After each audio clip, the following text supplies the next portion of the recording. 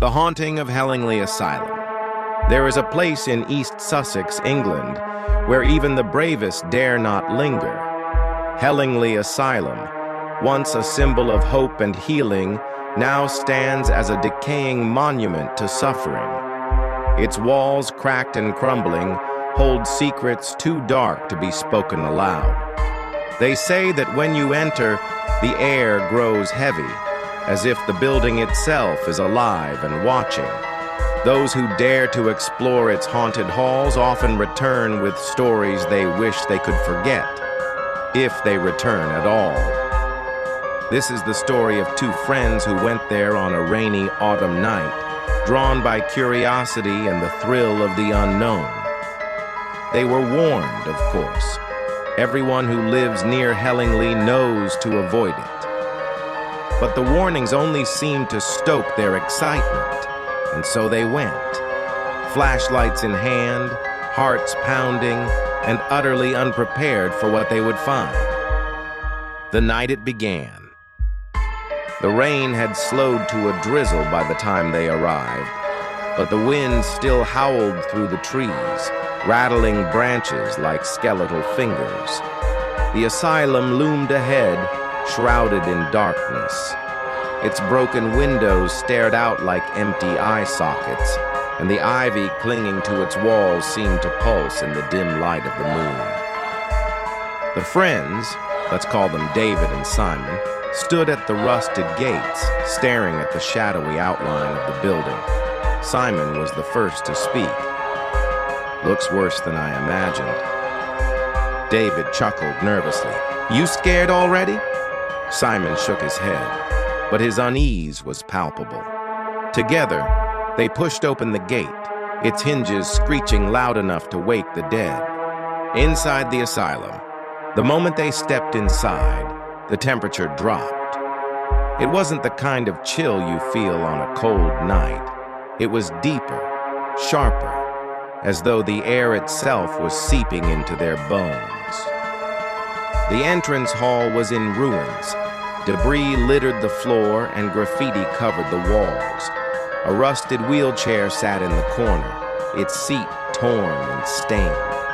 As they shone their flashlights around the room, the beams of light seemed to struggle against the darkness, as if the shadows were thicker here, more substantial. "This place is a death trap," Simon muttered. David smirked. "That's part of the fun." But neither of them was smiling when they heard the first sound. It was faint, so faint that they almost missed it. A whisper, soft and fleeting, like someone breathing words just beyond their comprehension. They froze, their flashlights darting across the room. "Did you hear that?" Simon asked. David nodded, his smirk long gone. "Probably the wind," he said, though he didn't sound convinced. They moved deeper into the asylum, their footsteps crunching on broken glass. The whispers followed them, growing louder with each step. The laughter. They reached the second floor, where the walls were lined with decaying doors. Some hung open, revealing rooms filled with broken furniture and rusted beds. Others remained closed, their handles tarnished with age. David was the first to notice it, a single child's shoe sitting in the middle of the hallway. It was small, scuffed, and oddly clean compared to the grime surrounding it. He knelt down to get a closer look. "What is it?" Simon asked, his voice hushed. David didn't answer. He was staring at the shoe, a strange unease creeping over him. And then they heard it, a giggle, high-pitched and playful, echoing down the hall. Simon's flashlight flicked toward the sound, but there was nothing there, just shadows. "Did you?" Simon began, but David silenced him with a gesture. The giggle came again, closer this time. It wasn't a happy sound. It was cold and hollow, a mockery of joy. "Let's keep moving," David said, his voice tight. They hurried down the hallway, the laughter fading behind them. but the sense of being watched never left. The shadow in the hall. They reached a staircase at the far end of the building. The banister was splintered, and the steps creaked under their weight. As they descended, Simon froze mid-step, his flashlight aimed at the bottom of the stairs. "David," he whispered, "do you see that?" David followed his gaze and felt his stomach drop. At the base of the stairs stood a figure, a shadow darker than the surrounding darkness. It had no features, no discernible form, but it was there, unmoving, watching them. "Who's there?" David called, his voice shaking. The shadow didn't respond. Instead, it began to grow, its edges stretching outward like smoke curling through the air. "Run," Simon whispered. David didn't need to be told twice.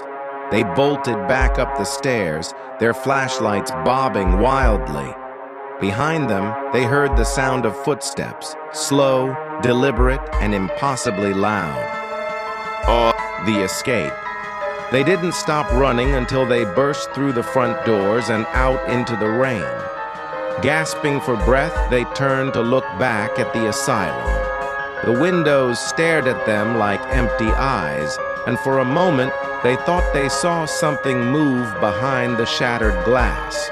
Neither of them spoke as they climbed into the car and drove away. The silence between them was heavy, filled with the weight of what they had seen.